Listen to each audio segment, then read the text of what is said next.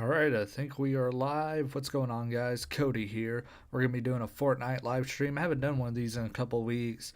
Actually, I've just been kind of burnt out on Fortnite lately. I don't know why. It's just, I was really going hard at it, trying to unlock all the avatar stuff. And once I did that, that's when I just kind of stopped playing the game and kind of lost interest. But now they got this Star Wars stuff that's kind of piqued my interest. I was playing it last night with a friend, trying to complete the battle pass, which I did.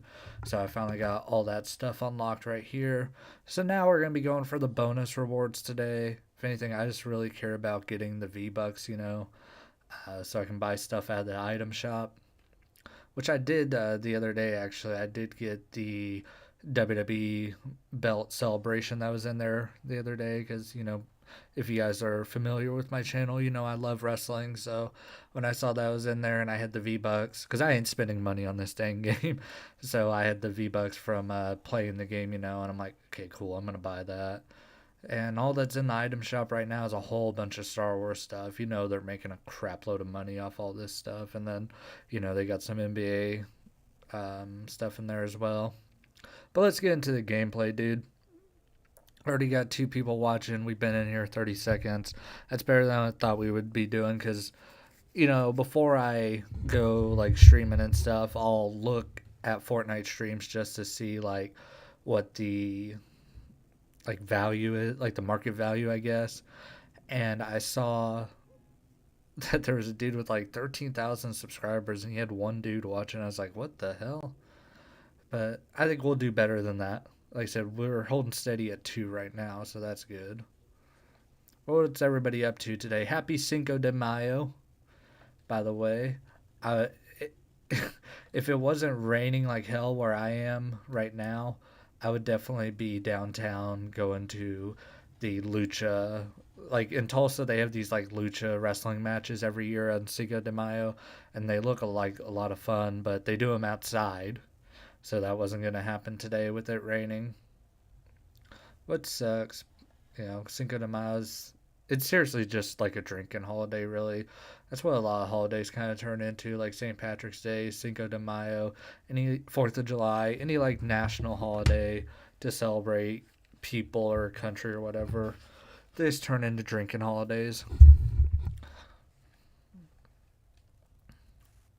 So we are going to go classy courts to start things off.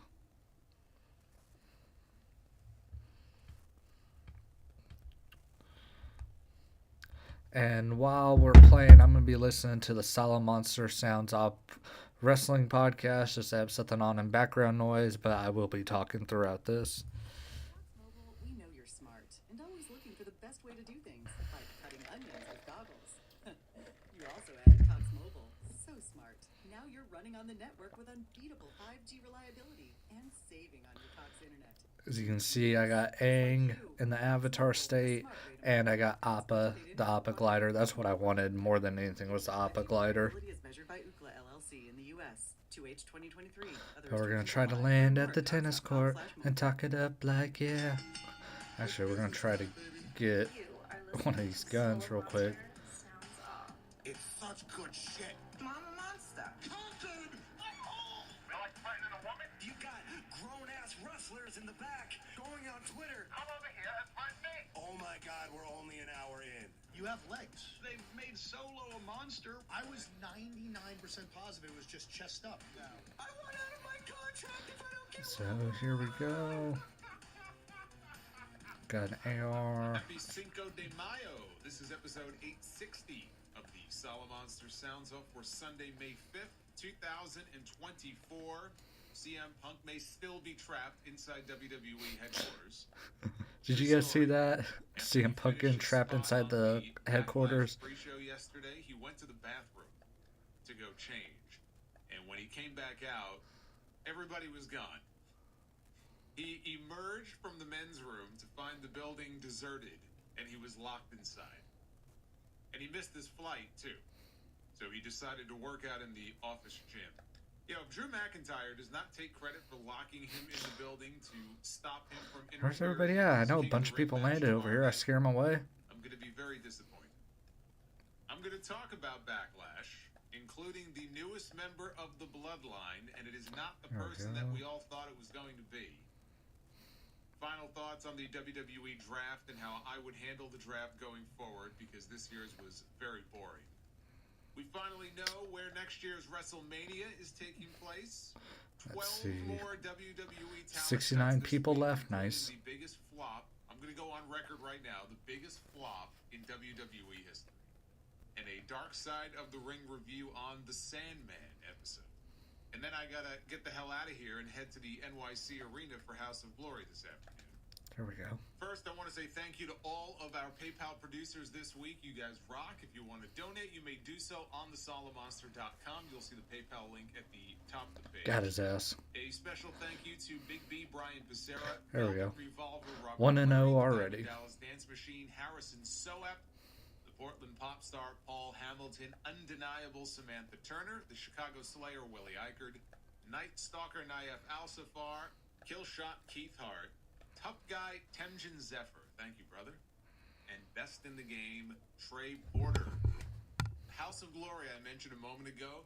We have our own Cinco de Mayo show taking place this afternoon. Brother versus brother. The thing is, I need freaking water bending. Hector El Zero Miedo against Ray Phoenix. It is I mean, that's the happening thing that just hours from keeps now. winning Plus, we people have these JC matches Navarro is defending freaking his water bending. cruiserweight title Those Star against Wars the rifles, debuting man, they Laredo do, Kid. like, it's nice that they're Charles unlimited Mason takes ammo, on Jay but they Lyon. really That's don't do that great much damage. because You gotta hit somebody it like is mask 6 versus times. career. Aerostar makes his hog debut, as does Dios del See? Inframundo. You can see him over there, formerly known actually. as Drago. The Lucha Underground Band is back together, boys, and I'm here for it. And just added, just the other day, AEW's Daniel Garcia will make his House of Glory debut. The show kicks off at 5 p.m. Oh, shit. HOGWrestling.net You know that or dude's whatever pissed. times may be left, or you Damn. can stream the event live on Triller TV Plus. I will be on the call with JD from New York. And speaking of Say JD, he's got one of I wanna those let Star everybody Wars know, made the announcement rifles. this week that starting this Tuesday, May 7th, I am going to be the new co-host of Tuesday Night Titans over on JD's channel on YouTube. That's going to be live every Tuesday night at 8:30 p.m. Eastern Time. He and I. So, Never can the collaborated Stormtroopers before on get YouTube. revived? Obviously, we've been That's what I doing wonder. commentary together in Hog now for nearly 6 years, and we've gotten to know each other, but we've never done a show on YouTube, let alone a weekly Looks like, show. So yeah, this they is can gonna be get revived, so but it's I'm kind of like excited for it. duos. I know he is as well. We made the announcement this week. I had to sit on it for weeks. This son of a bitch made me sit here and wait, and I had to play stupid with everybody who was tweeting me and sending me messages. So finally, we made the announcement this week, and the response has been overwhelmingly positive. Very much appreciate all of the kind words. Everybody seems very excited. I hope that's the case. I think it's going to be a lot of fun. Yeah, somebody It's gonna already got be my big. damn And I hope you can all join and tune in for that first package show or on Tuesday. whatever. You want to blow it up big? We're going to be there every Tuesday night. Again, that's over on JD's channel on YouTube, JD from NY206. Tuesday Night Titans. The new era begins. See, Very much Basp. looking forward to that. And one more time. Let me for finish this all the story people in the mission, back, actually. There is a wrestling game that you can download onto your phone or your tablet right now that you may not know about. And you can do it for free. It's called Modern Mania Wrestling GM. If you ever wanted to know what it would be like to be the general manager of your own roster, wonder no more. This game is a hidden gem. I'm very happy that I have turned so many people onto it these last few There we weeks. go. It's a lot of fun. Visually, it looks great. Let's get this Easy thing to rifted, use. get some free You collect gold, cards for and it'll get wrestlers, closer match to nights, where we need to venues, go. and more. And then you use these cards to book your own shows. The better shows you book, the more in-game cash you earn to collect even more cards. Team up the right wrestlers, you'll unlock their tag team card. Match certain wrestlers against each other, and you'll unlock their feud card. You can create factions, you can compete with other promotions, or you can control them yourself and see how good of a job you do in managing your own roster. Put your money where your mouth is and There we see if you go. can do a better job than the pros. The game is free to play. It's constantly being updated with new characters and features. Just search for Modern Mania Wrestling GM in the App Store or the Google Play Store. And once you've played through the tutorial, head over to the settings menu. In the bottom right corner, you're going to see a code button. Hopefully That's it's where not you want to lagging enter for the you promo guys. code Let me know if it SOLOMOS. does. When you I'm do, looking at it you'll right now. It unlock a doesn't bunch look of like it free is. wrestlers and game cash. Exclusive for Sound Off listeners. See, I'm always thinking of you guys. So when you're done listening to today's episode, search for Modern Mania Wrestling GM and drop me a tweet. Of course, there's a damn medallion right by where I need to be. After Backlash yesterday, the announcement was made during NBC's pre-race coverage of the Kentucky Derby that WrestleMania 41 will be held in Sin City, Las Vegas, Nevada, for the first time since 1993, at Allegiant Stadium, home of the NFL's Las Vegas Raiders, on Saturday, April 19th and Sunday, April 20th, 2025, Easter Sunday, and 420. What a combo. That will be the latest in the calendar that WrestleMania has ever taken place. It's usually early April. In the past, it's been held in March. Never that deep, though, into April.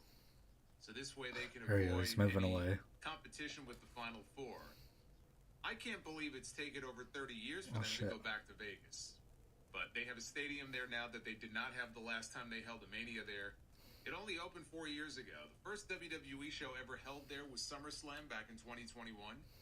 That's the show that had Roman Reigns against John Cena in the main event, Becky Lynch beating Bianca Belair in 26 seconds to win the women's title, after Sasha Banks was pulled from the show for reasons that still have never been explained.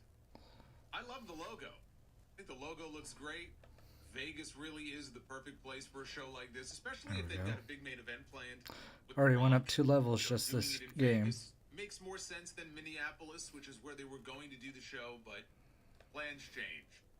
There's always WrestleMania 42. I'm sure Minneapolis will get their WrestleMania soon enough. Backlash aired yesterday from Lyon, France on Peacock. 1 year after its last rate hike, Peacock is raising its prices again, just in time for the Olympics. How convenient. Starting July 18th for new customers, the price for Peacock Premium with ads will increase $2 to $7.99 a month. For Peacock Premium Plus, which is mostly ad-free, it is increasing $2 to $13.99 a month. 21 people left, so we're doing decent so far. Will kick in with their next billing date on or after August 17th. The least they could do is add a start from the beginning feature once a live show has already started. Can we get that? Would that be so difficult to add? I wish we could transport all the fans in Lyon to every show that WWE does. There's a Backlash rare yesterday had the hottest chest crowd for any near me. WWE event that I have ever Up seen. here. And I have seen some hot crowds before, hot wrestling crowds in WWE, Back in here. AEW, in other promotions. Yep, there we But go. I have never seen one that Anything from start good? to finish, Ooh. beginning to end. That's the what Daddy entire 3 likes. hours. It didn't matter if it was the opening match on the card, the main event, or the match that you would consider to be the piss break match. Every single thing on this show, every single person who came out was over and got an unbelievable reaction. And these people never stopped singing, they never stopped cheering, they never stopped going crazy. It was ridiculous. It was so loud that people in the building, fans and staff both, got alerts on their watches warning that the sound level in the building was so loud that it could result in temporary hearing loss. So loud that Triple H said that they were having trouble hearing each other at the gorilla position. Now you know why Nick Khan wanted more international PLEs. Triple H was already teasing a future show from Italy when he was asked about it at the post-show press conference. Clash at the Castle next month is going to be more of the same. They announced that Backlash 2024. I'm going to try to hit this pull up real quick and hope I don't get shot. In the history of the company, topping last year's Money in the Bank in Come on. And they did it with a crowd of only 12,000 people. Yeah, I'm not listening to all that stupid shit. I don't give a shit about the story. I just like getting, the experience from it, the XP. But I don't think it was really all that hard of a show to predict. It was an excellent show, though. I thought it was the perfect length. It ran just shy of 3 hours, only 5 matches. But because there were only 5, they gave plenty of time for the entrances, plenty of time for the matches themselves. The shortest match on the card still ran 13 minutes. That was the women's triple threat. It was highlighted by a 30-minute main event between Cody Rhodes and AJ Styles in Cody's first title defense since winning the championship at WrestleMania. Someone's AJ fighting was over the there. perfect opponent. He did the clean job. I don't think we've seen the last of these two, though. Cody needs an opponent for Saudi Arabia in a few weeks. There's no other obvious challengers Damn it. for him right now. Certainly nobody to build up. Damn it, damn it, damn it. Oh, come at me with those freaking wings, you idiot. Solo Sikoa and Tama Tonga got a win over Kevin Owens and Randy Orton. This was the wildest opening match to a WWE pay-per-view that I can ever remember. Ah, shit. And it featured the debut of Tonga Loa, another one of I'm probably Haku's about to sons, die. and the brother of Tama Tonga. Shit. Haku is the real tribal chief here. This is not the new bloodline member I was hoping for, but it was a nice little There we go. swerve Got on their shields part, at although it least, came but I off need better health. on TV than it did to the people who watched it from the front row. I don't know if you saw it. I saw the fan video of the referee. This is a fan who was in the front row, basically right behind the announcers. It was on the side of the ring where he came out from under the ring. And the referee counts one. Kevin Owens has, I think it was Tama pinned, right? He counts one.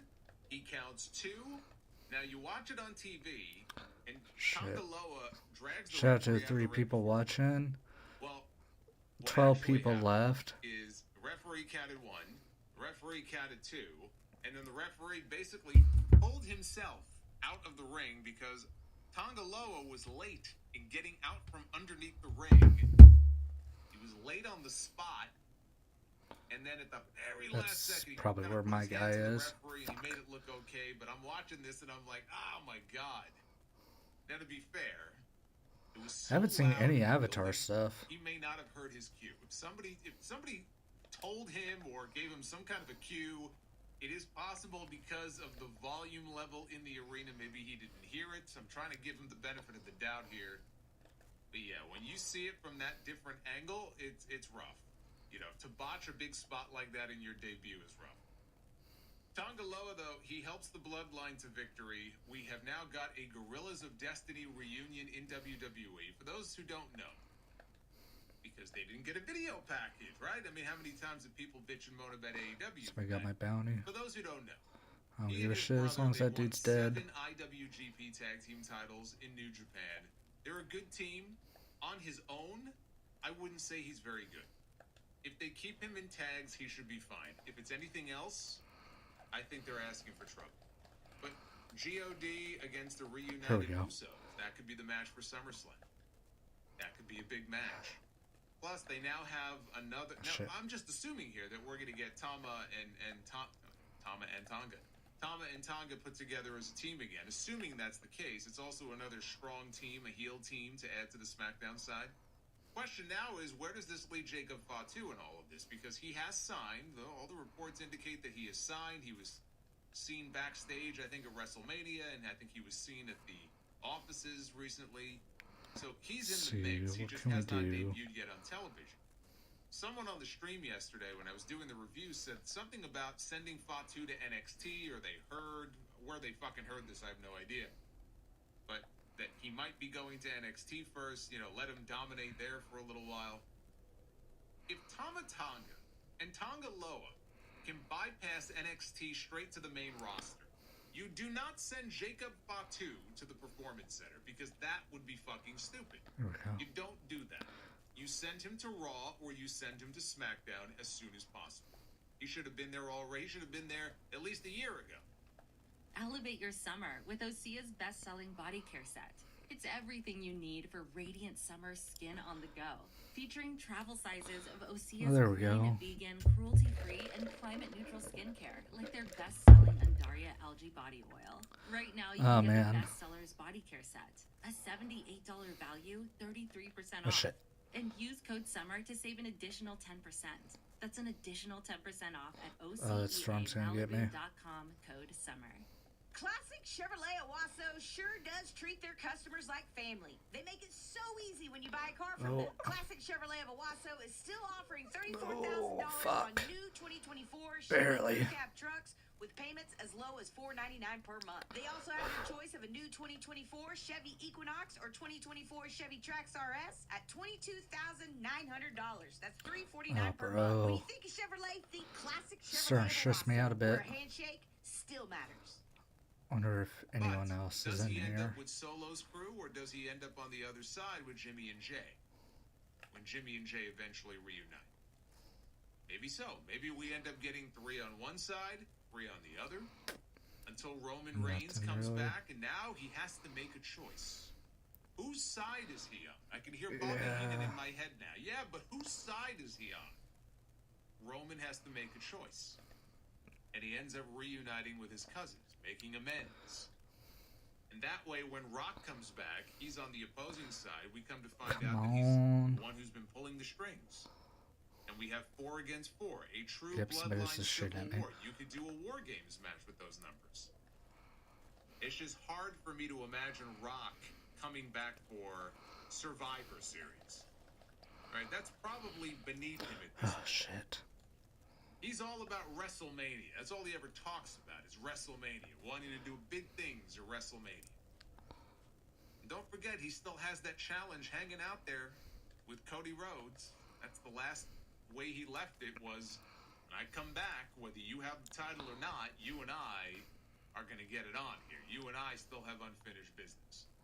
So when he does eventually come back, I don't know how they're going to work him into this. I don't know if it's going to be right away. I don't know if he's going to come back and go right after Cody. If so, then he's probably not going to be back on TV until next year. But if Rock factors into this in some way, and he will at some point, that could be the way they go with it. Bayley retained her women's title over Naomi and Tiffany Stratton in a good triple threat match. I thought they wisely protected Tiffany from taking the losing fall in that match. God damn it. So she loses, but not really. There was an incredible Jey Uso entrance on this show where he came out through the crowd and you had everybody holding their phones up while they did the Jey Uso. Oh, I just cost myself the game. Down thing. But it was like the Bray Wyatt fireflies all over the building. And we'll see if that catches fire and if people start doing that here. You know, we've had a few legendary entrances recently in WWE. Don't forget Sammy's entrance through the crowd in Montreal a few weeks ago on Raw.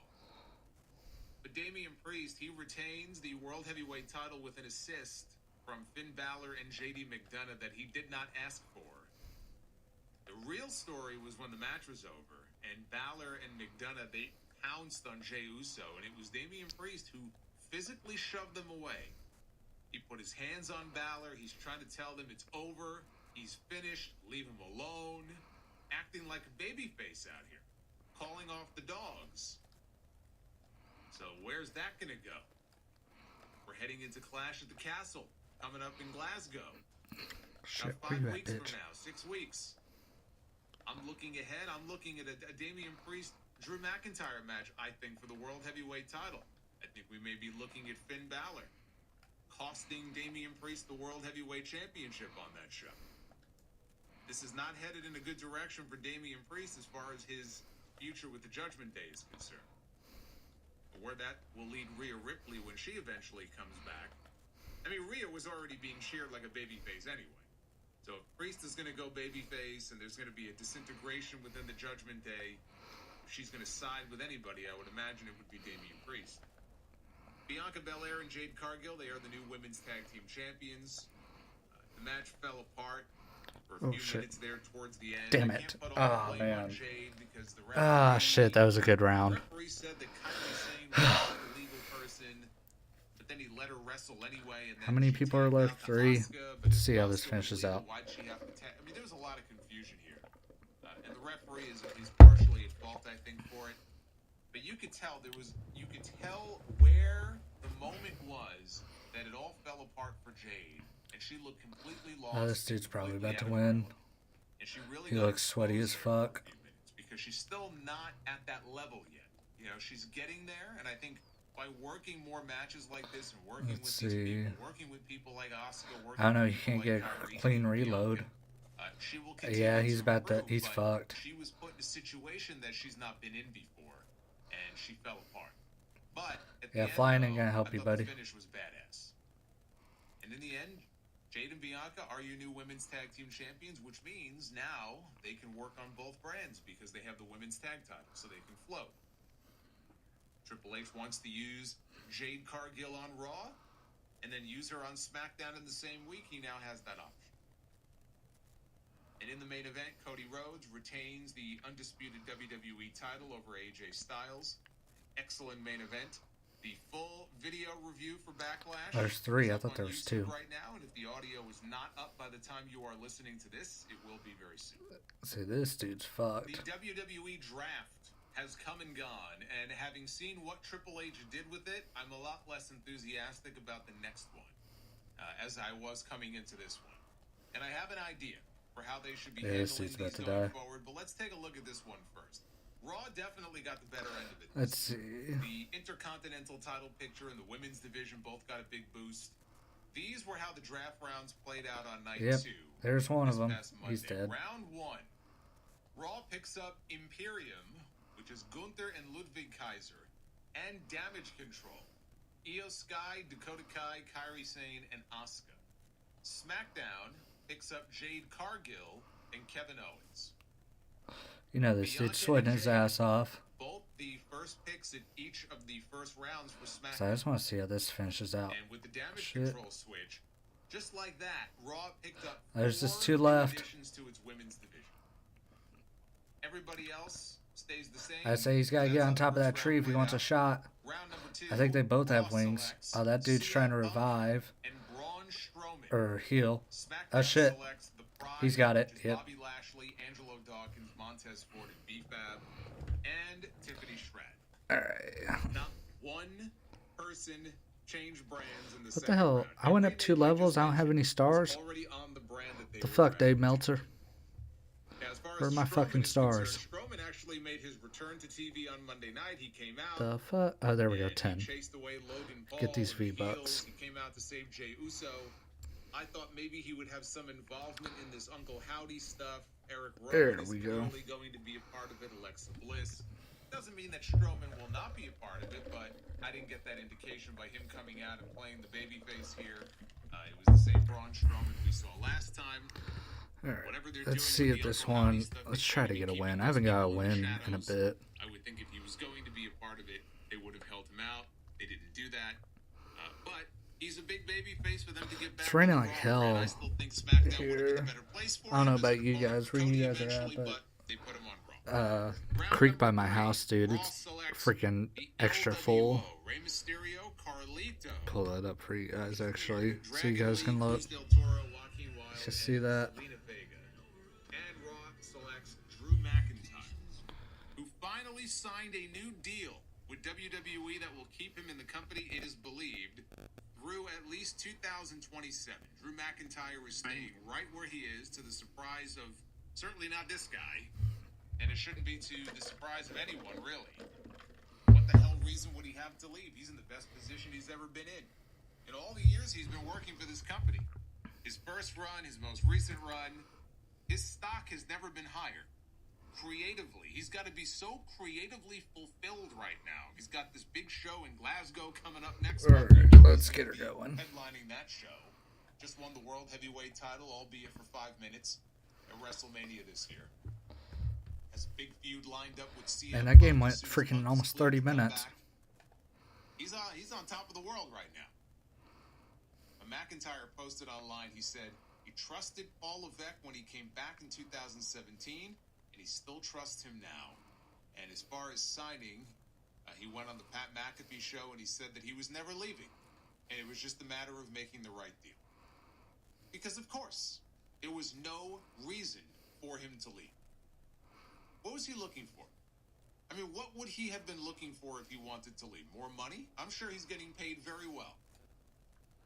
Is it creative freedom? I mean, what's not to like about what he's been doing lately on TV?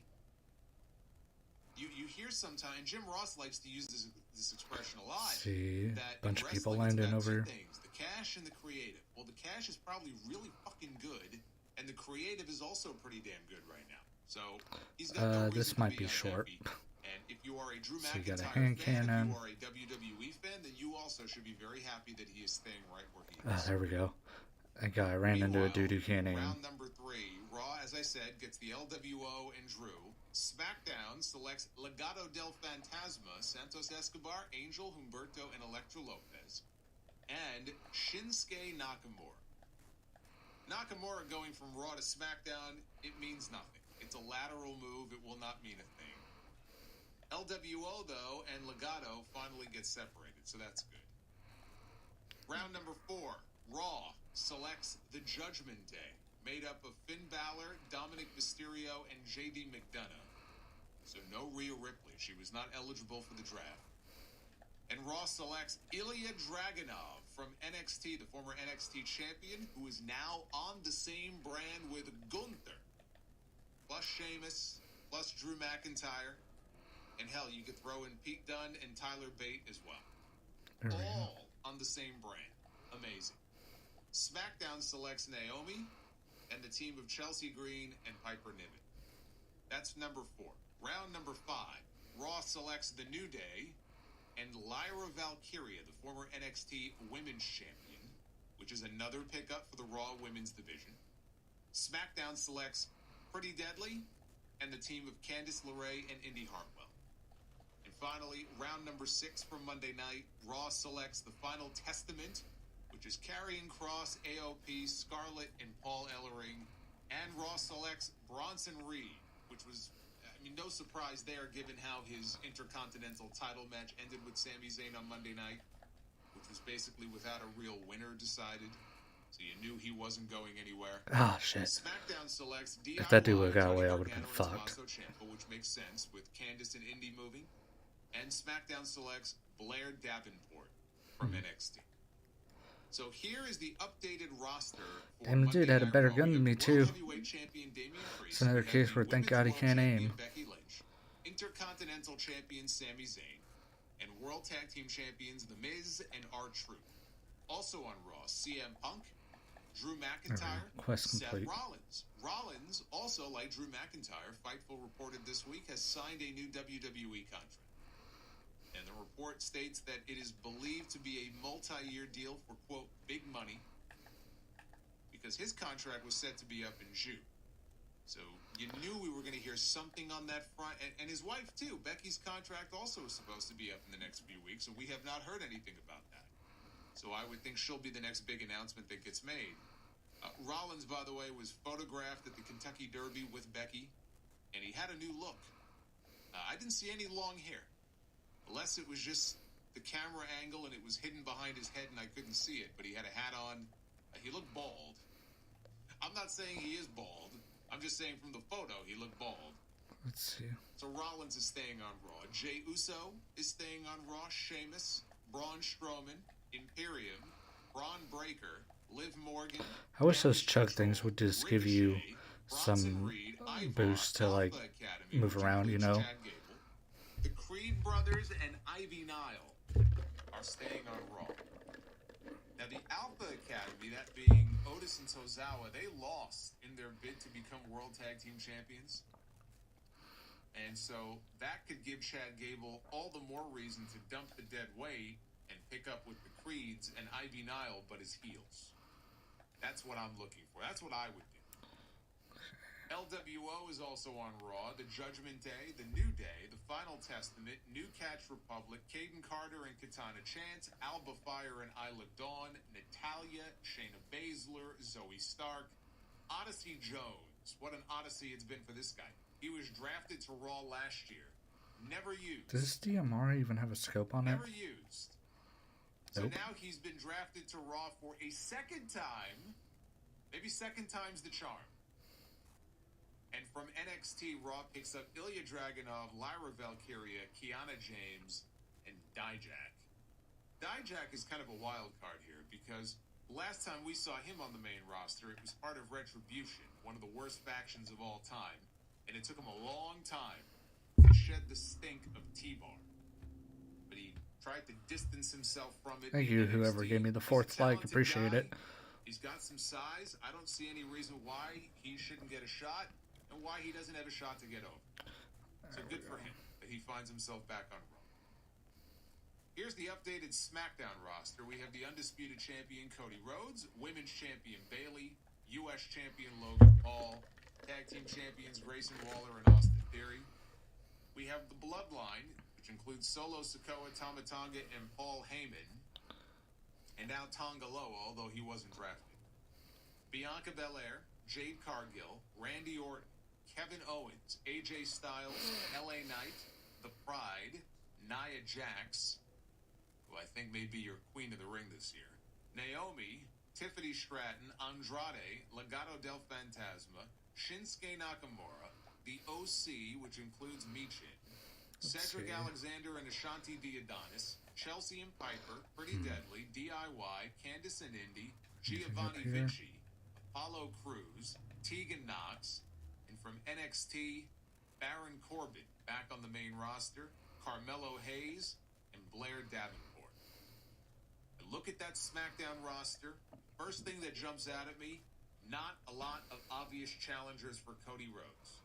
Randy Orton is the most obvious one. It could be as a heel, it could be as a babyface. It doesn't really matter. I think heel would make more sense, though. Cody even name-dropped him at the press conference yesterday as a potential opponent. He also mentioned LA Knight's name. You have Kevin Owens on that roster. Maybe Logan Paul could be an eventual challenger, but not now. And of course, we don't know when The Rock is going to be back. It sounds like if they do that match, it won't be until WrestleMania next year. But I wouldn't say there's this huge plethora of obvious opponents for Cody Rhodes, so they're going to have to do some work on that. The women's divisions, though, they got a nice shot in the arm. So we'll see how they get booked, which is even more important. The tag team scene for the men is very rough on the heel side, especially on Raw. The Authors of Pain, that is the only heel tag team as of this moment right now on Monday Night Raw, is AOP. That's scary. You know, they could do tag matches with different Judgment Day members, but those aren't real teams. And now Dominic is out for 6 to 8 weeks, so they can't even pair him up with McDonough. All the more reason why the Creeds need to go heel soon. Classic Chevrolet Owasso sure does treat their customers like family. They make it so easy when you buy a car from them. Classic Chevrolet Owasso that was almost disastrous. $34,000 on new 2024 Chevy Crew Cab trucks with payments as low as $499 per month. They also have your choice of a new 2024 Chevy Equinox or 2024 Chevy Trax RS at $22,900. That's $349 per month. When you think of Chevrolet, think Classic Chevrolet of Owasso, where a handshake still matters. Call from mom. Answer it. Call silence. Instacart knows nothing gets between you and the game. That's why they make ordering from your couch easy. Stock up today and get all your groceries for the week delivered in as fast as 30 minutes without missing a minute of the game. You have 47 new voicemails. Download the app to get free delivery on your first 3 orders while supplies last. Minimum $10 per order, additional term supply. Raw was the decisive winner of the draft this year. How much of that has to do with the Netflix deal? Maybe part of it. But January is a long ways off, and they could easily move people around through trades between now and then if they want to. Which brings me to this next point. Triple H needs to seriously reevaluate the future of the draft if he wants to do more of these. It is boring. Okay, in its current format, it is boring and it has very little value to begin with when we constantly see people going back and forth between Raw and SmackDown anyway, all throughout the year. This has been my biggest issue. I haven't seen any Avatar shit today. Anyway, now for years. Oh well, it's the Royal Rumble season, so of course you're gonna have some crossover and some back and forth. Oh, it's WrestleMania season, so of course you're gonna have some back and forth between the brands. Oh, it's Money in the Bank. You have men and women from both brands in each of the matches. See if I can get that DMR from over here. Back and forth. Oh, it's War Games. You know, and so on and so on. It's not much of a brand split to begin with. And you can't have 75% of these people staying right where they are and expect that the draft is going to make for good television. It doesn't. You also, this year, had multiple instances of big stars being overlooked and drafted in the later rounds, round 3, round 4, you know, in favor of people who had no business being picked before them. And we got no explanation from Adam Pearce. We got no explanation from Nick Aldis as to why they made the moves that they did. If sports-based presentation is what they're going for, it would be nice to know why they made some of the moves that they did, because having Legado del Fantasma being chosen over the Judgment Day, or Candice LeRae and Indy Hartwell being drafted before DIY, or Nia Jax being drafted before AJ Styles and LA Knight, only makes the GMs look incompetent at their job. My idea would be to just make use of trades. There Now we that go. they have Got some proper gold general at least. managers for the show again, you could do year-round trades. You could even impose a trade deadline like they have in real sports. But honestly, the most intriguing part of this year's draft for me were who the NXT call-ups were going to be. And cutting back to the Performance Center to show each person finding out, you know, when we all did, that they would be moving and getting that real reaction from them. And I'm sure some of them already knew they were moving, but that's what they were going for. That's what they were showing you on TV. So here's what I would propose. Ah, bitch. What I would propose is making shit, the this draft dude had a bunch of NXT good shit. only going forward. Which, by the way, would also make NXT feel There we more go. important coming off of its big move to the CW network. As for the main roster talent, you just utilize trade deals between the GMs. And it doesn't have to be 1-for-1. It could be 2-for-1 if there's a bigger name involved. It could be one of these blockbuster 8-person trades. You hear about these in sports sometimes. It could literally be anything they want it to be. You have trades. You have other talent that throughout the year announced they want to test out free agency. Their contract with Raw is coming due, and they want to test the waters. Shit. What's up, Uncle Skeeta? Hey, have you signed that new contract yet? And the person I'm actually says, listening "No, to you know a what? I think wrestling I want to podcast test right out the now, bro. market." Now you have a storyline where they're negotiating with Adam Pearce, they're negotiating with Nick Aldis for the And best deal, and we wait to see which I brand they say, ultimately choose to my sign. Oklahoma City Thunder, dude, they're doing fucking. Let me pause this. They're doing really fucking good. I mean, they swept the fucking Pelicans, and now I'm hoping Luka continues shooting 1 for 10 for 3. If Luka can keep doing that, the Thunder will be in good position because Kyrie Irving can't do it forever. And hopefully Josh Giddey keeps up his play because he played really good in Game 4. There we go. Shit. Yeah, Lakers, dude. I wasn't going to mention it. I didn't want to rub salt on the wound, bro. But yeah. I mean, dude, what do you think the Lakers got to do to, like, be good again? I mean, they're good, but to, like, get to that level of competing for championships. I think this is it for LeBron, honestly. Oh, fuck. Little fucking bitch. Oh, fuck you. Damn. These little fucking pussy snipers.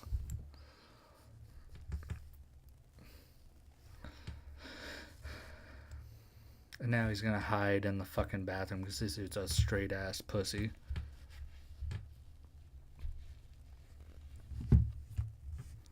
Oh, come on, get his ass, please. But yeah, like, the Lakers, like, Anthony Davis did good this year. Like, I don't know, dude. I mean, I'm just concerned for your guys' future, honestly. I feel like LeBron just kind of blew your guys' team up to freaking, you know, get Russell Westbrook and all the trades basically to build the team, and it came at the cost of the Lakers' future after he's gone, you know. Keep Davis only. How old is Anthony Davis now? He's got to be close to 30, right? Yeah, 31. So you still probably have like 2 or 3 good years left of him.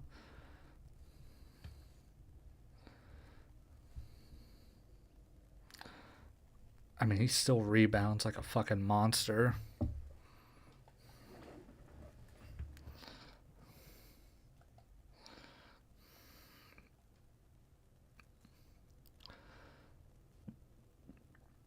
We're going to try landing over here. This spot usually never works out, but we'll see. So I do got to try to beat Cerberus so I can finish the story like Cody Rhodes.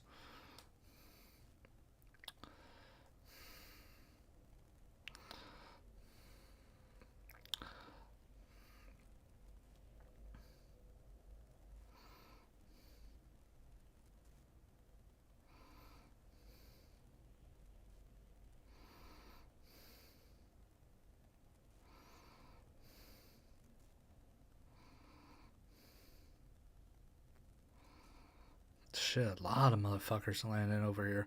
Don't you think this area has gotten old yet, people? Fuck. Shit, I don't know what the fuck to do now.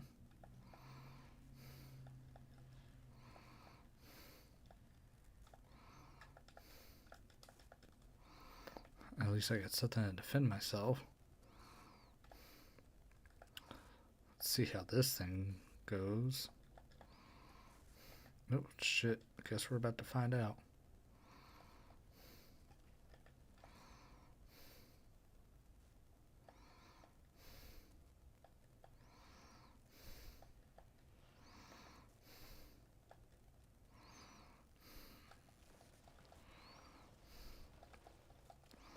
Well, that's fucking gay.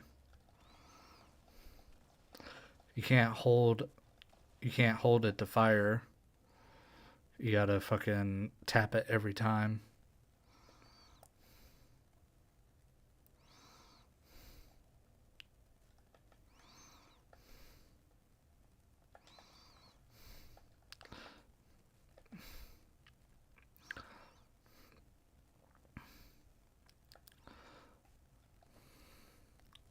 But I think the Nuggets are still my pick to win it all.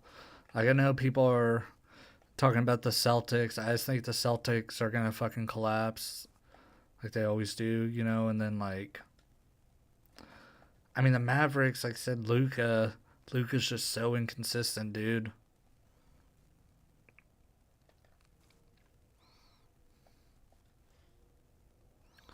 As I would love for the Thunder to win, but man, we just don't got a big guy to compete with someone like Jokic. Somebody's got that damn Star Wars blaster. Oh shit. Alright, let's go get him. Ooh, what is that?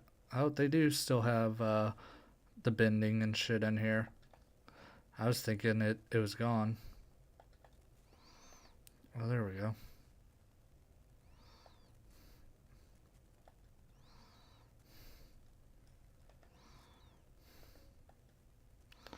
Is this... Oh no, that's Hades. Come on, I heard that damn Star Wars.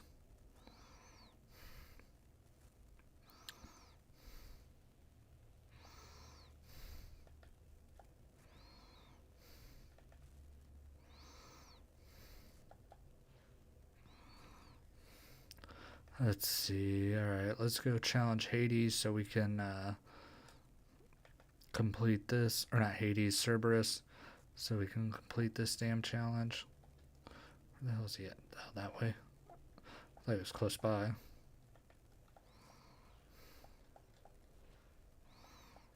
Oh shit, somebody down here. There we go.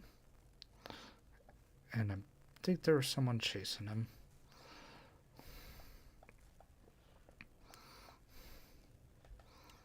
Let's see.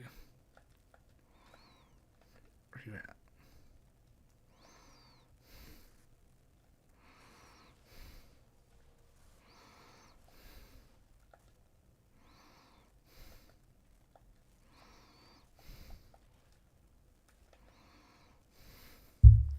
I feel like me and this dude might be going for the same area.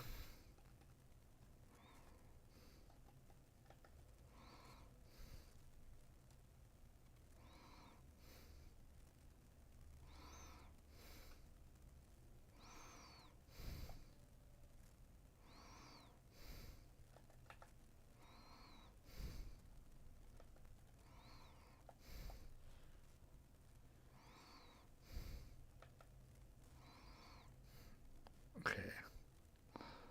Let me get these fuckers.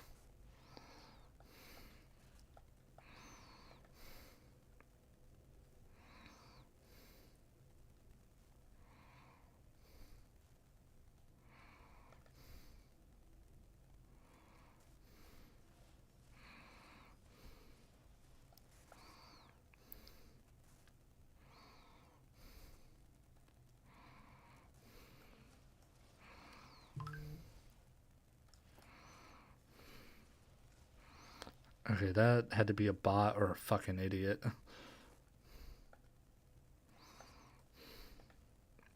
So I don't know what the fuck that was.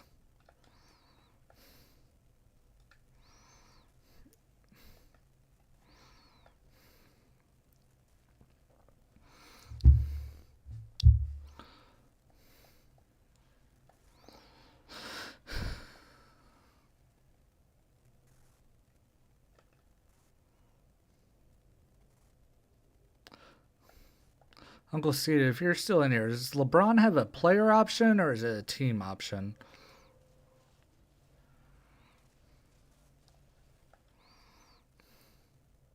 If it's a player option, then fuck, he's staying with the Lakers.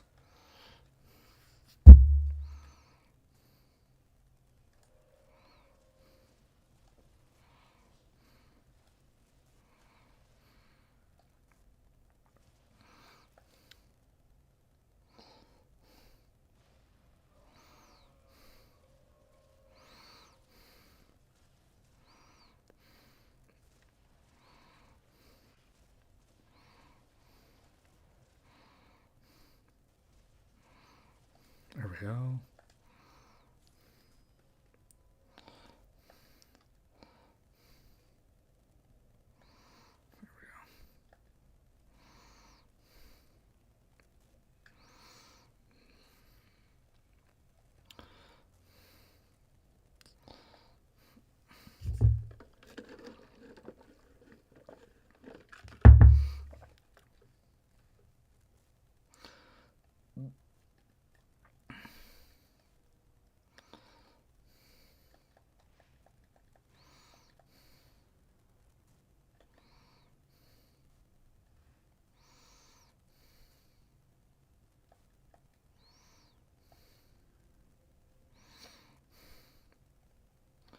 Let's see, is that DMR?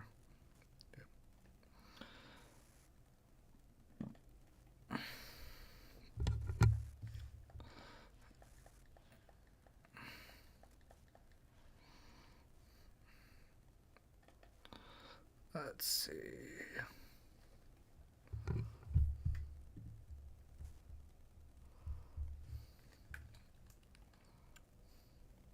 Somebody was firing at me.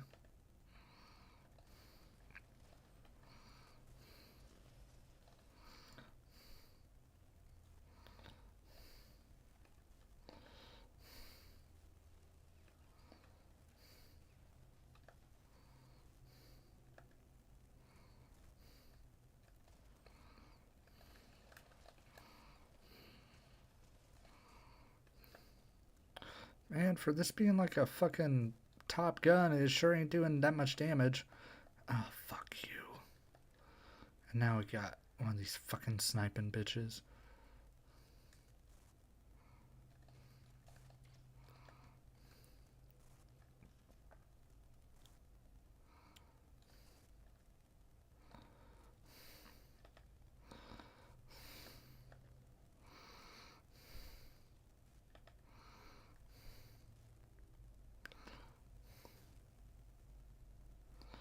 Let's see. Where the I already know this bitch is gonna be the one that kills me.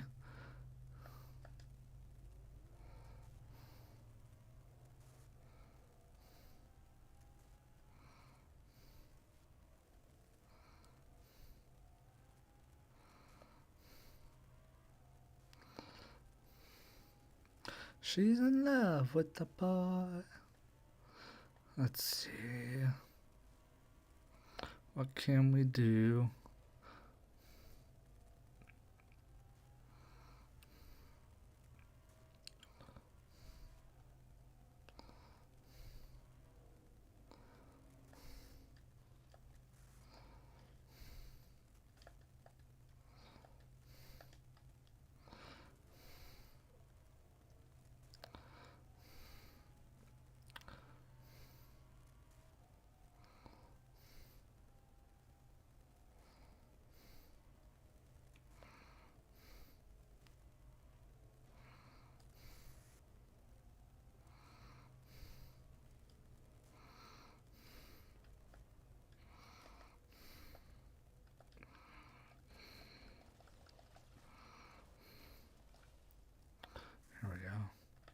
That dude did not have shit.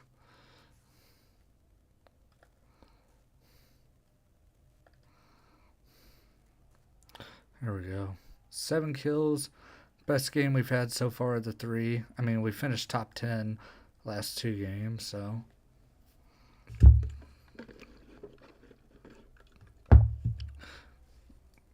Was that the bounty?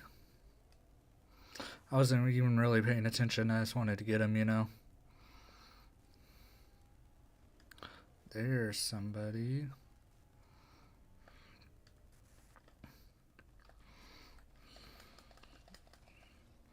What the fuck? How the fuck did he fuck me up so bad?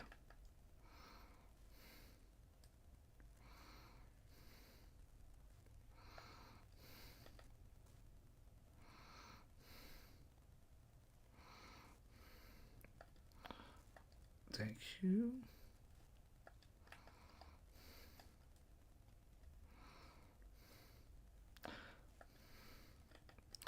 There we go. This is working out pretty good.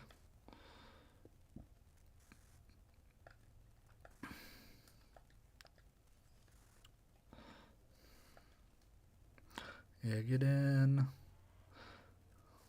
And give me some roadhead on the way there.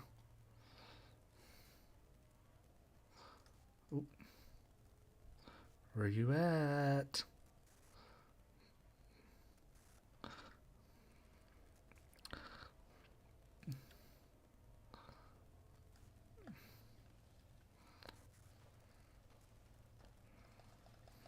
Dumbass.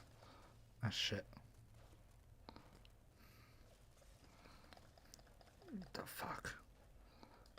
There's still a little fucking sniper.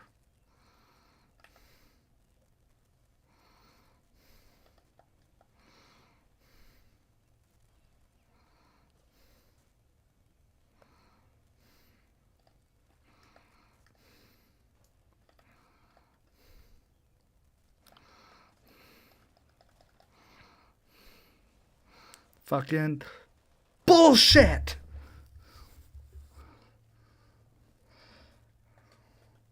How many? There's no way he had 100. That dude had to have. What the fuck? Hold on, fucking bullshit right there.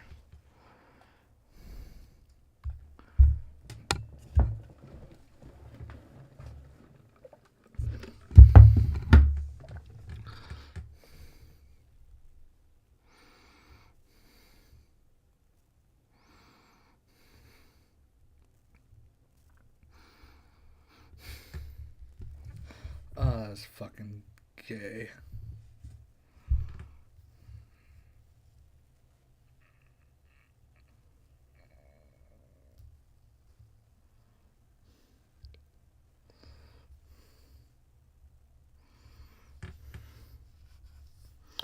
Alright, let me get this podcast back playing. WWE is mostly content with the makeup of these rosters. It was very clear to me this year that they really didn't want to move that many people, but they knew they had to do a draft. If that's the case and they really don't want to move a lot of people, then this is the better format. This is a much better format. And with only NXT talent being eligible to be drafted, we know going into it, we're going to get some actual movement to strengthen both of these rosters. And during Backlash, WWE revealed the opening round matches for both the King and Queen of the Ring tournaments, which kick off on Raw this Monday night, tomorrow night, with the finals taking place in Saudi Arabia Memorial Day weekend. Gunther has already declared, as have Drew McIntyre, LA Knight, Carmelo Hayes, and Santos Escobar. Which, by the way, it is so silly that people can just declare, and yet only a handful have. What happened to everybody else? Why wouldn't everybody declare? They should have been lined up outside the GM's offices saying, hey, I heard that we can declare. They should have had qualifying matches is what they should have done, but that's neither here nor there. They announced 8 matches, all of which are scheduled to take place tomorrow night, with all of the SmackDown matches to be announced tomorrow night. Those will take place on Friday. On the Raw women's side here, we're talking about Queen of the Ring now. We have Zoe Stark one-on-one with Ivy Nile, Shayna Baszler against Zelina Vega, Asuka taking on Lyra Valkyria, and Io Sky takes on Natalya. If we assume the Raw talent will be on one side and the SmackDown talent will be bunched up on the other side, we could be looking at tag team partners Zoe against Shayna and Io against Asuka. I'm actually not thinking it's going to be Io against Asuka. I'm thinking it'll be Lyra against Io. On the men's side, King of the Ring. Here we go. We've got Drew McIntyre one-on-one with Finn Balor. Kofi Kingston takes on Rey Mysterio. Ricochet takes on Ilya Dragunov. And Gunther takes on Sheamus. Just based on the names that we already know on the men's side, if they give these matches time, and I wonder about that, because if they're doing all 8 of these matches tomorrow night, you know some of them are not going to get that much time. And not every single one of these matches needs to go 10, 15 minutes. I don't know if they're going to have time limits for these matches like they did back in the day. I have no idea how they're going to work this. But if they give the matches that need it, the matches that really deserve it, the time that they need, the potential is there for this tournament to be one of the best that they have ever done. I mean, Gunther against Sheamus, and that's just the opening round. If Gunther wins, if we assume that he meets the winner of Dragunov and Ricochet, that means that we could be seeing Gunther against Ilya Dragunov as early as next week's Raw. And that would only be the semifinals if it happens. What's the final match going to look like? I already said the way this thing is shaping up, the best thing that could have happened, as you look back on it now, hindsight being what it is. They first announced King and Queen of the Ring last year. This was going to happen in Saudi last May. And then it got delayed. Because remember, they had a tournament to crown a new World Heavyweight Champion instead. The best thing that could have happened to these 2 tournaments is waiting the extra year. Now you got Paul Levesque running things completely, creatively, right? This is his. If it ends up great, if it ends up like shit, he's the one who's going to get the credit or the blame for it.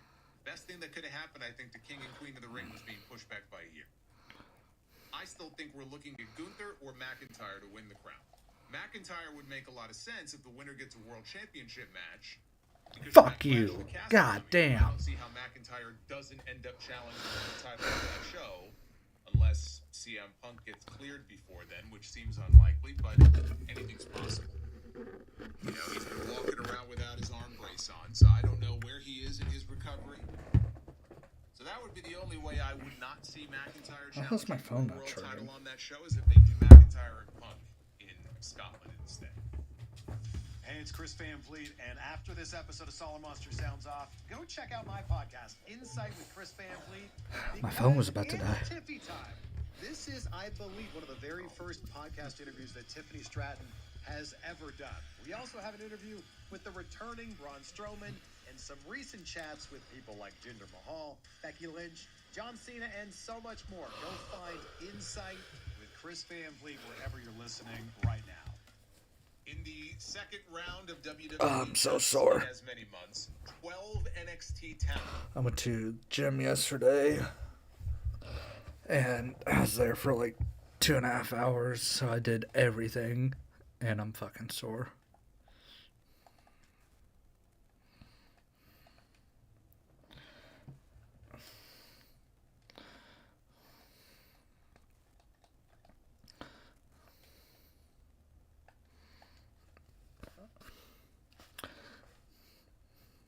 Somewhere far along this road, he lost his soul to a woman so heartless. Released on Friday, the Dirty Dozen, and they include Olympic gold medalist Gable Steveson.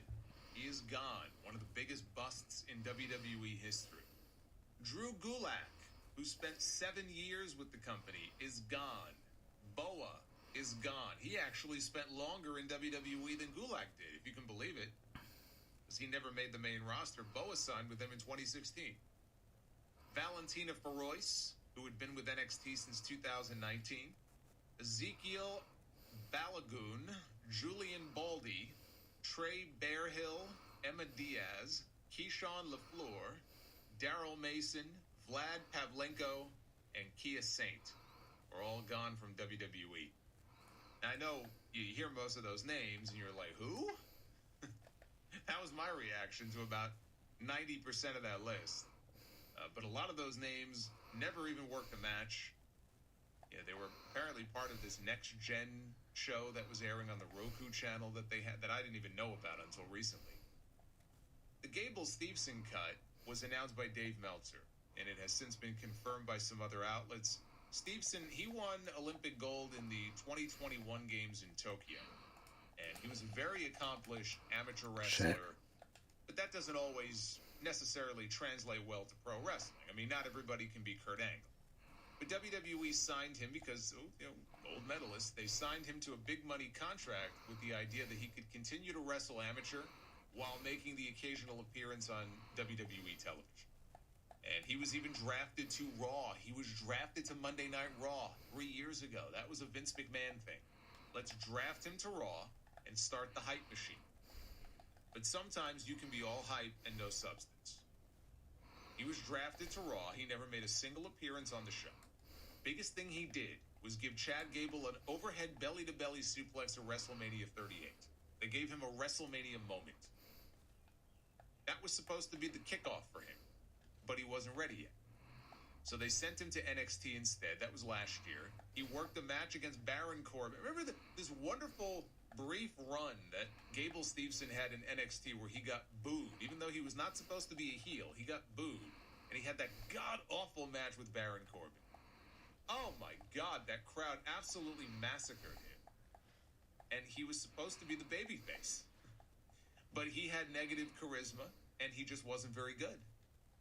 Now, of late, they had brought him in for some dark matches at the tapings. They tried him out as a babyface. They tried him out as a heel. He clearly was not all that he was cracked up to be. They gave him every opportunity, more than most, and it did not work. He was a total bust. His brother, who is Damon Kemp in NXT, he seems to have it in a way that Gable does not. And the Observer report says that he had 1 year of eligibility left in college. He wanted to wrestle in the Big Ten and Fucking NCAA tournament last year. idiot. Said no, they wouldn't allow it. He would have needed their permission because he was under contract to them. He was being paid for them. But they did let him wrestle in the U.S. Open Championships, and not having competed for almost 2 years, he dominated. He earned a spot on the U.S. team for the World Championships. WWE would not let him compete. Even though they let him compete to qualify for the team, they would not let him compete. But the real kick in the balls is that if WWE would have cut him a few weeks before, he could have competed in the Olympic trials, and he would have been the favorite to win a gold medal or a silver medal in the Olympics this summer. But now it's too late for him to make the team. So they would not let him compete even if he wanted to, but then they fired him anyway, and now it's too late. Smacked in the face and kicked in the dick, just to add insult to injury. Well, that's life. A lot of people were very upset that he was employed there in the first place, given the rape allegation against him when he was still in college. I don't want to get into all the gory details because it's not even relevant at this point now that he's gone, but he ended up not facing charges, largely because there was a legal loophole in the state of Minnesota that had to do with a person's capacity to give consent when they were intoxicated. They had lawmakers in the state close the loophole right after that case because as it read, I remember reading about it at the time, and it was ridiculous. It's like, how is this even the law in this state? So they quickly closed the loophole after this because so many people were appalled by it. I don't recall if there was enough evidence even without that loophole to charge him with a crime. It's been a while since I've read through all the details. I don't know what he did or did not do. I mean, it didn't sound good, but there aren't going to be a lot of people shedding tears for this man. Let's just put it that way. I just didn't think he was very good. Someone asked me, who is a bigger bust? Gable-Steveson in WWE or Paige Van Zandt in AEW? It's Gable-Steveson. I mean, by far. It's not even close.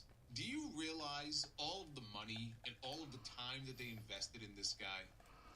AEW brought Paige Van Zandt in for a handful of appearances. She was going to start training at Gangrel School, and then she never showed up because she was never serious about wrestling in the first place. And yet AEW still has her listed on their roster page. But there's no comparison. All the fanfare around Stevenson signing with them, being an Olympic gold medalist, and then being drafted to Raw, and his one WrestleMania appearance.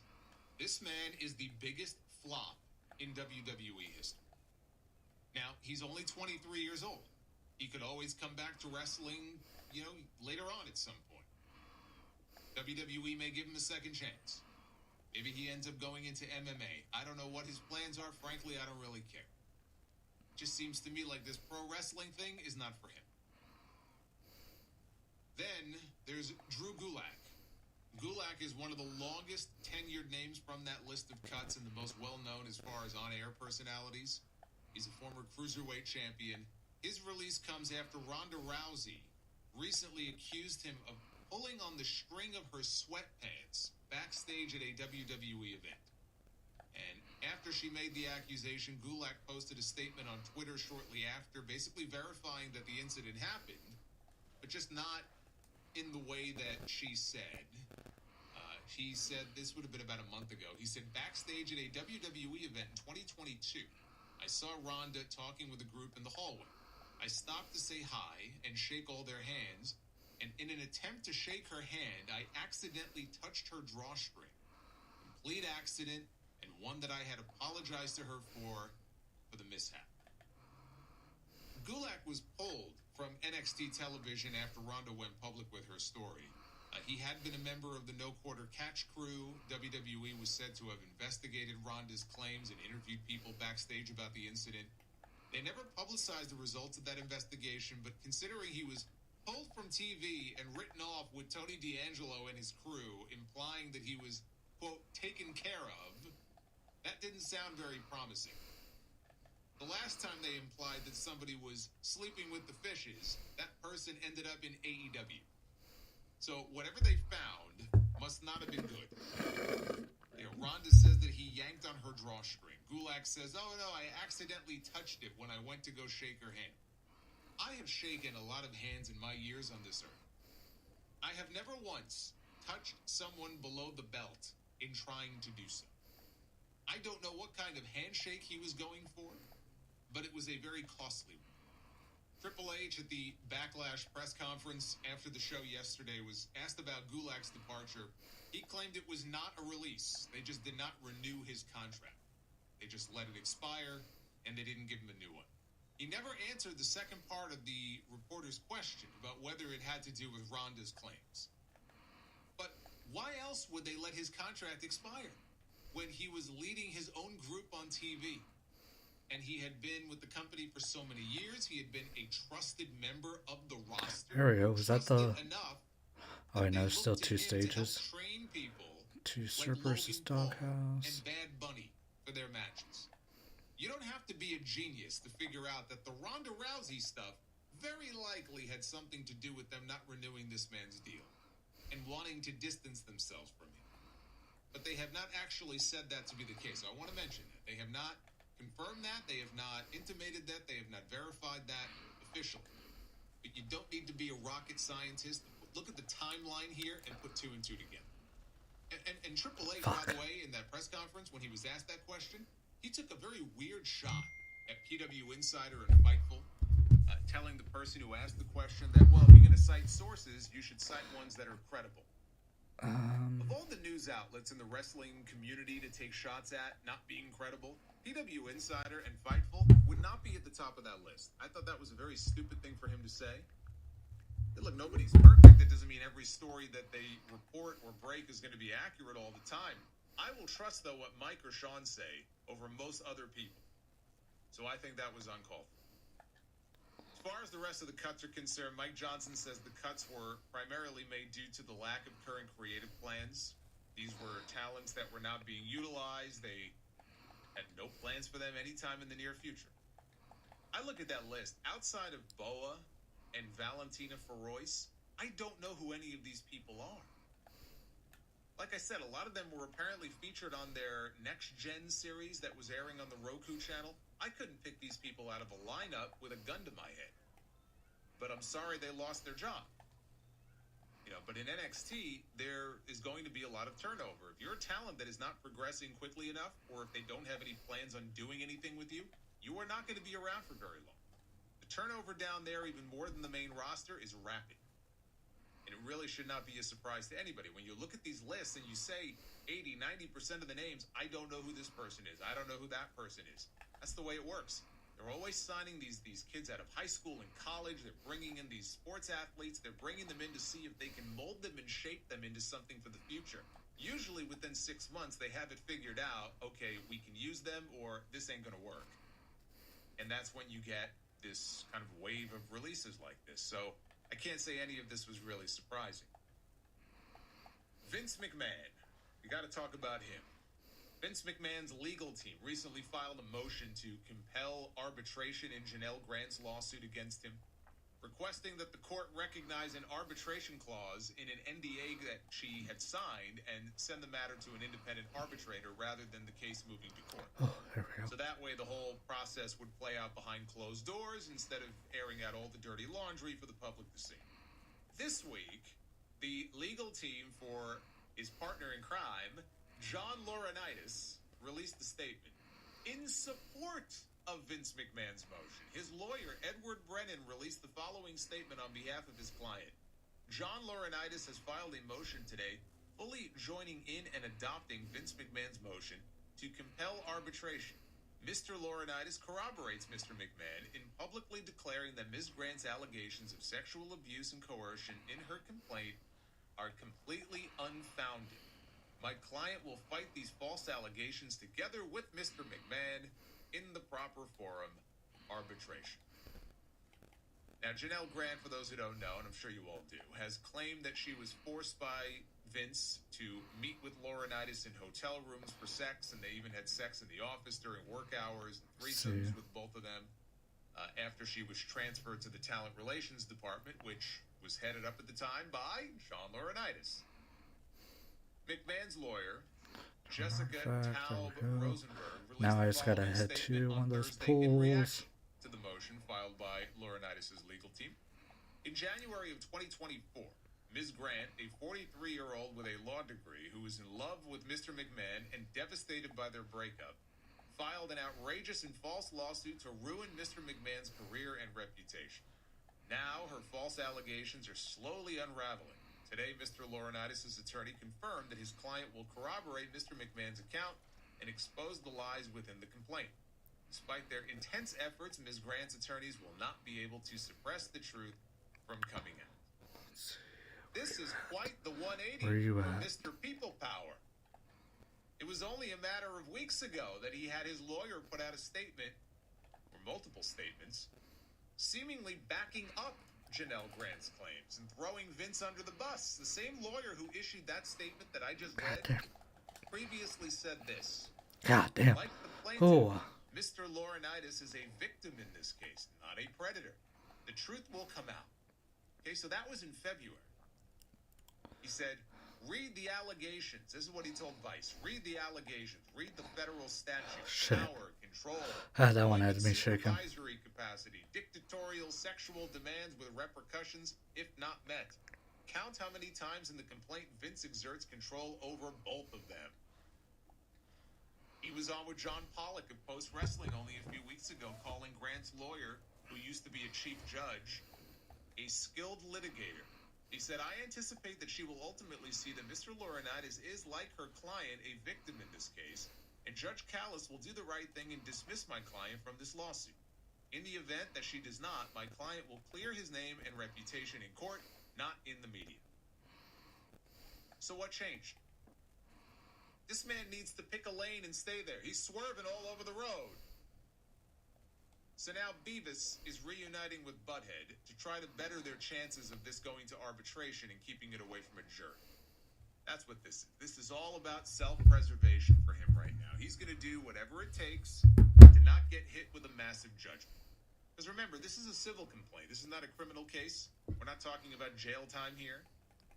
Although Vince still has a federal grand jury hanging over his head. So for him, I'm not so sure what his future has in front of it. But Johnny just wants to get out of this unscathed.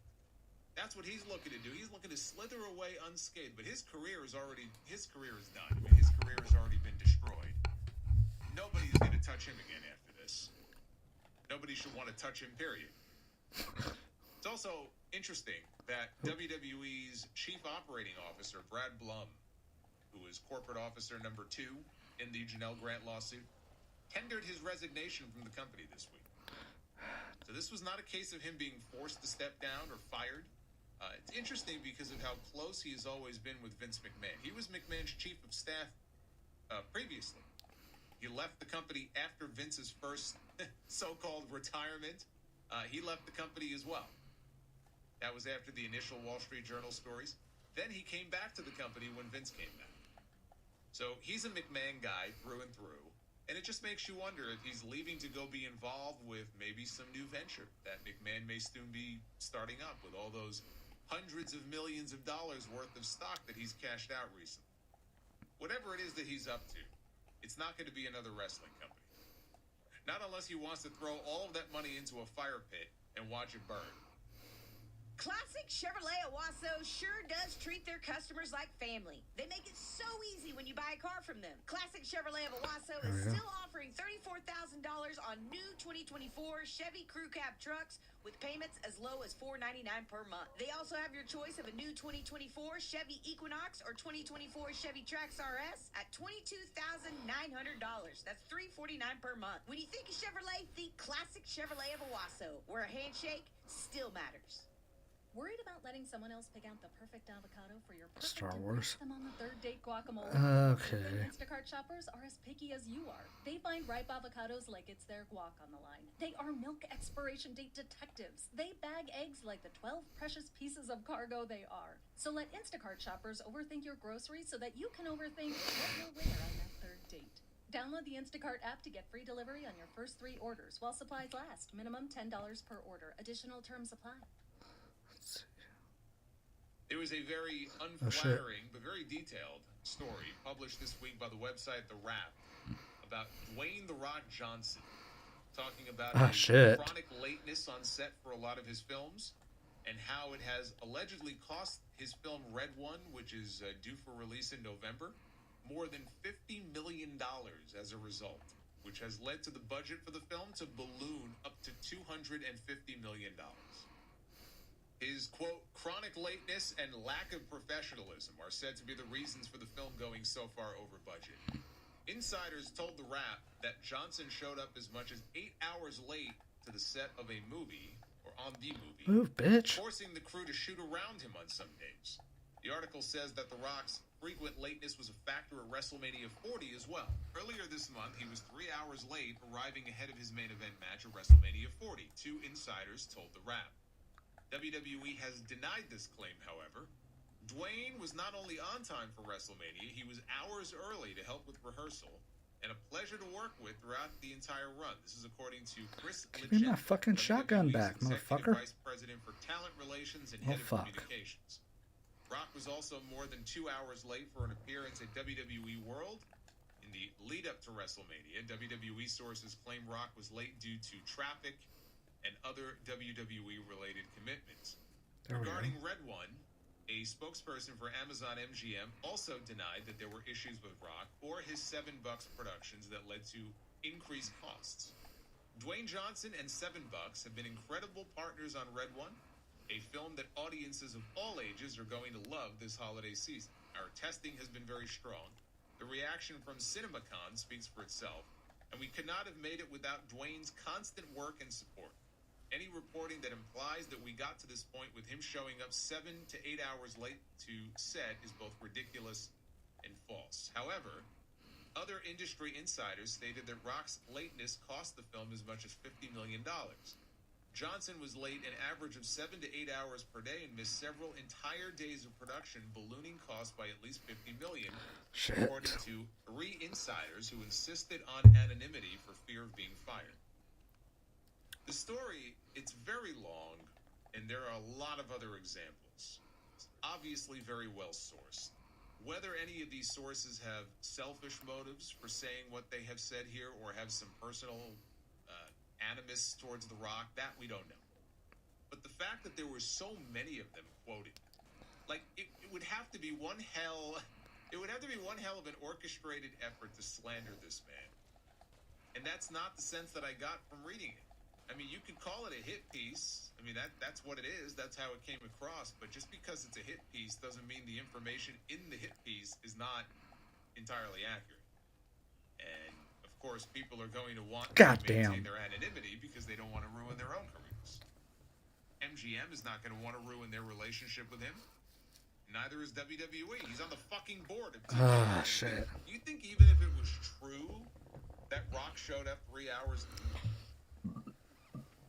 I think that's where we're going to call it here. Good hour and a half long stream. Thank you, Uncle Skeeta, for being in here. Might have another one later. I just wanted to get a Fortnite stream in, guys, because I haven't done one in a while. Wanted to test out the new Star Wars stuff. So thank you very much if you were in here. Appreciate you guys. Trying to think what else. Oh, accidentally just made it go black. Didn't mean to do that. Check out Trainwreck Podcast. New episodes out. It was really freaking funny. It's one of my favorite episodes that we've done lately. So check that out if you haven't already. And NFL team grade should be coming out soon. Thank you guys very much. Hope you have a great day.